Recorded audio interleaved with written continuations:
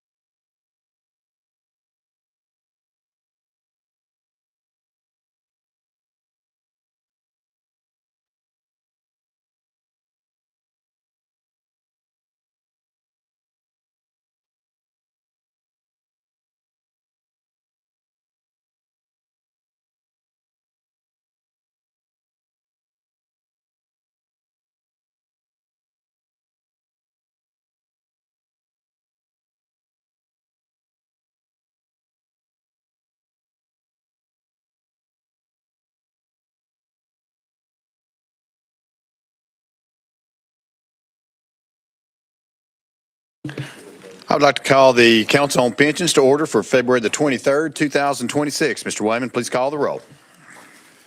Senator Watson. here. Senator Hensley. Senator Lowe. Senator Rose. Senator Stevens. Senator Wally. Senator Yarborough. Representative Hicks. Here. Representative Cochran. Representative Gillespie. Representative Grills. Representative Hawk. Representative Moody. Representative Williams. You have a quorum. All right. Thank you very Senator much. Rose. Thank you. Members, are there any personal orders or announcements? Hearing none and seeing none, we have a total of 3 bills on our calendar for today. And item number 1 is going to be House Bill 2117 and Senate Bill 2192 by Representative Chairman Crawford and Senator Watson. Chairman Crawford, you are recognized on House Bill 2117. Thank you, Mr. Chairman. Thank you, committee. Do I have a motion second? We have a motion second. It's properly before us. House Bill 2117 is a bill that I've been working on for several years now. And what it would do is after 10 years of continuous service in the House, it would allow you to be able to keep your insurance and also bump up the pay a little bit as far as retirement. I would like to publicly thank Treasurer Lillard for working with me on this. I think we have finally got to a place to where everybody can be somewhat happy when it comes to the retirement side, but I'm still working on being able to keep the insurance. The big thing here years in the General Assembly that you be able to keep your insurance, not have to go out and look for that insurance. And we understand that we would have to pay the full premium. And that's what this bill does. That's what I'd like to do. We are continuing to work on it. We're still not exactly where we need to be on the insurance part, but I publicly thank Treasurer Lillard for helping me get to a point to where I think we will move forward on the retirement. And it's broke down into 2 separate bills. This particular bill only deals with the insurance part. I stand for questions. All right. Thank you, Chairman. At this time, without objection, we will go out of session to hear from the department. We're out of session. Mr. Wayman, you're recognized. Thank you. House Bill 2117, Senate Bill 2192. All state employees hired or elected on or after July 1st, 2014 are members of the TCRS Hybrid Retirement Plan for state employees and teachers. Hybrid plan is a combined defined benefit plan and defined contribution plan. The state contributes 5% of a member's salary to the member's 401k plan. This bill would provide that the employer contribution to the 401k plan of a sitting General Assembly member on or after November 3rd, 2026 in the hybrid plan who has at least 10 years of service will be increased by 5% for a total employer contribution of 10%. The projected first-year cost for this increased employer contribution is $25,600. This is based on 16 current General Assembly members participating in the hybrid plan that will have at least 10 years of service as of November 3rd, 2026. If enacted, the bill would take effect upon becoming law and applies to members of the General Assembly on or after November 3rd, 2026. All right, thank you. Members, any questions for Mr. Wayman? Hearing none, seeing none, without objection, we will now go back into session. We're back on the bill. Any questions for our sponsor? Hearing none, seeing none, I will entertain a motion for a positive or negative recommendation. Senator Stevens, you recognize. Thank you, Mr. Chairman. I move a negative recommendation. All right, that's properly moved. Is there a second? That has been properly seconded. Any discussion? Hearing none, seeing none. Mr. Wayman, please take the vote. Senator Rose? Senator Stevens? Senator Wally? Senator Yarborough? Senator Watson? No. Representative Cochran? No. Representative Gillespie? No. Representative Grills? Yes. Representative Hawk? No. Representative Williams? No. Representative Hicks? Aye. You have 6 ayes and 5 noes. All right, this motion does carry. Therefore, House Bill 2117, Senate Bill 2192 is recommended against passage to the respective standing committee. So moved. Thank you, Mr. Chairman. Thank you, committee. Thank you. That brings us to item number 2 on our calendars, House Bill 1447 and Senate Bill 2397 by Senator Yarborough, I do believe.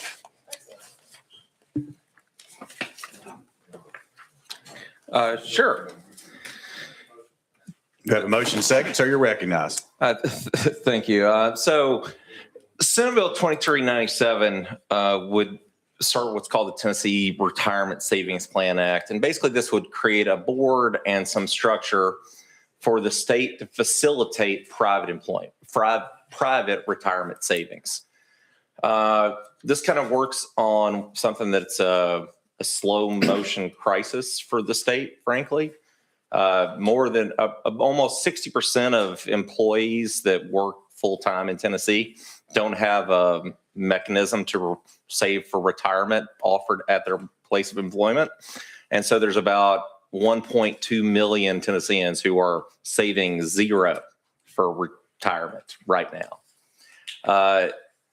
The detailed analysis that sort of has been done looks at this, sort of estimates that the state's just what we're going to have to compensate in terms of dealing with an aging population that's with insufficient retirement savings probably costs us, in the out years, like $7.3 billion a year. And so this is trying to get to a place where people might have the actual retirement savings themselves. And so this has been done in like 15, 16 states at this point. And so what it would do is like if you're an employer of, certainly larger employers, but going down to relatively small employers, the state would have basically a Roth IRA, and you would have to at least offer that to your employees. And so the employer's not out anything. They don't have to contribute to the account, but they do have to auto deduct it, the contribution for the savings from the employee's payroll. And so that's how it works. As it has been rolled out in the states where it has led to, millions of people who didn't have savings now having savings of, several hundred millions of dollars. It's also led, there was some concern when it first ran that it was going to be, there would be administration complications. I think that's not really shown to be the case. And it was worried that the private sector was worried that it might take work away from them. And it turns out it's actually prompted more small businesses to develop their own 401k plans and improve that service. So I think this is something that deals with a crucial problem and something and a problem that this committee should. I talked a little bit more about this legislation and the problem because regardless of what we do with this legislation this year, this problem of insufficient retirement savings by the Tennessee's population is a massive problem if you're thinking about the future of the state from a fiscal point of view. That I'll take questions. All right. Thank you, Senator Yarborough. At this time, without objection, we will go out of session to hear from the department. Without objection, we're out of session. Mr. Wayman, you're recognized. Thank you. As the sponsor said, the bill establishes the Tennessee Retirement Savings Plan, a state-administered defined contribution plan designed for private sector employees who lack access to an employer-sponsored retirement plan. The legislation creates a 7-member board chaired by the state treasurer to oversee plan design, implementation, and governance. Employers with 5 or more employees will be required to facilitate participation unless they already offer a qualified retirement plan, while employees retain the option to opt out. The program features automatic payroll deductions with a default 5% employee contribution rate and allows the board to contract with third-party administrators and investment managers. Implementation will be phased in from 2029 to 2031 with annual reporting requirements to ensure transparency and oversight. As mentioned, the feasibility analysis and rule adoption to occur before the program launch. One of the things is if it's determined that that ERISA would apply to this plan, it would not move forward with this program.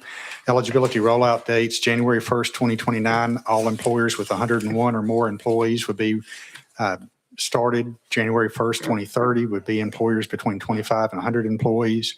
And January 1st, 2031, any employer with more than 5 employees would be required to offer it to their employees. Prohibits local governments from offering retirement plans to non-governmental employees. And as I mentioned before, the board is barred from implementing a plan that is legally determined to qualify under ERISA. And as the sponsor mentioned, there are 20 states that have enacted state-facilitated retirement savings programs for private sector workers. 17 of the programs are active and open to all eligible employers and employees in those states. And with that, that's the background on this bill. All right. Thank you, Mr. Wayman. Any questions for the department? I have one for Representative Gillespie. You're recognized. There we go. Thank you, Mr. Chair. Sponsor, thank you. Just a couple questions. What is the current status right now if a Tennessean that works for a company, a for-profit or nonprofit company, and their company does not provide some sort of in-house retirement benefit? Are there not other options currently offered if you have the know-how to do it? Mr. Wayman? It's my understanding that they could offer IRAs or go to a firm to provide an IRA or something like that to them for retirement, the employee. Well, thank you. No, I guess my question is, can't anyone open up a Roth IRA with taxed money? Isn't that something that anyone can already do without the state's approval, regardless of what business they're in? Mr. Wayman? Yes. Okay. Thank you. Thank you. Chairman Williams, you're recognized. Just a quick follow-up. You said 20 states did it, 17 currently have policy. The other 3 stopped doing it, and they just had the accounts on hand, or? Mr. Wayman? It's my understanding that they just have not fully enacted or rolled it out yet. Okay. They've passed the legislation, but it's not been started yet. Thank you. Chairman Hall, you're recognized. Thank you, Mr. Chairman. I may ask this to the sponsor as well. I heard Mr. Lehman say required a lot in his explanation there. Sometimes we have pushback against mandates in the state of Tennessee. Tell me again, the 17 states that have implemented, are they mandated program required a business to offer this? Or do you know? Mr. Wayman? It is my understanding that all of the states that do offer one do require employers to participate. Thank you. All right. Any other questions for the department? Hearing none, seeing none, without objection, we'll go back into session. Now, any questions for our sponsor? And let's go to our sponsor in case you have any response. Yeah, I think it's really important. I've thought a lot about the scope of mandate. I mean, this is as far as mandates go, about as light as it gets. Like, we're not asking people to go find a retirement plan. We're not asking them to financially contribute to a retirement plan. We are going to create, what this is like there is a state defined contribution plan, and you have to process it like you would, payroll deductions generally. So does it add some step to, the payroll process? Yes, but a pretty limited one. And the mandate as it goes to employees is actually there's no mandate at all. An employee can opt out of this in a heartbeat. And so there's certainly no requirement that anybody engage in savings. And frankly, I wouldn't want to be that paternalistic, because I think savings should be a matter of personal responsibility. But I think this goes to Representative Gillespie's point, it is true that there are other mechanisms out there to do these things on their own. But we got millions of Tennesseans that do not do it. Millions, more than a million who are doing nothing. And what the evidence has shown is that when states implement this, the vast majority of people are very glad that they're doing it. It increases, when given the regular tool to engage in personal responsibility and savings, people do it. Just sort of like you probably have subscriptions on your phone or at your house that you haven't canceled, or administrative things that you don't like to do. It's the friction of the administrative process that stands in the way.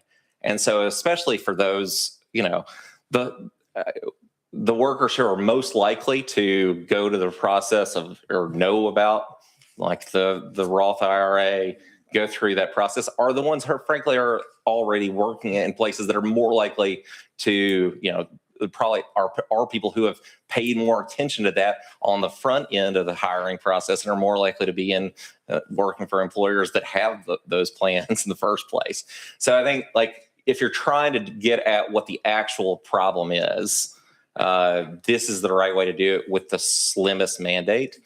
And I would also say, I don't think this is in the legislation, but I do want to make people available or aware of this, is that there are obviously some administrative costs from the state perspective, but there's increasingly an interstate compact around this, where states are sharing some back end cost development and administration support. And so we're not reinventing the wheel here, but building onto an established architecture.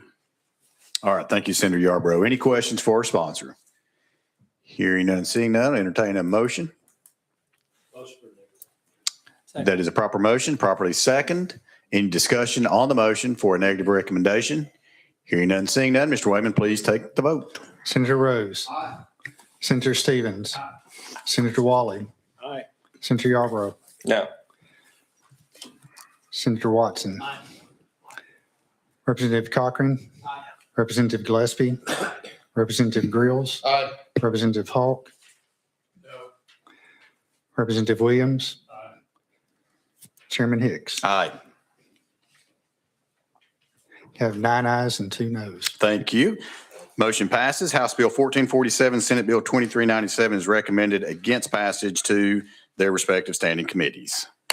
All right, that brings us to item number 3 on our calendar. Item number 3 is going to be House Bill 1829, Senate Bill 2626 by Representative Mitchell and Senator Campbell. I do not see either one of those, so without objection. Has it already been rolled once? Oh, it hadn't? Oh, okay. Yeah, without objection, we will roll this to our next calendar. So without objection, so moved. And that completes our calendar for today. Do we have any further business come before the committee? Hearing none, seeing none, without objection, we stand adjourned. We're adjourned.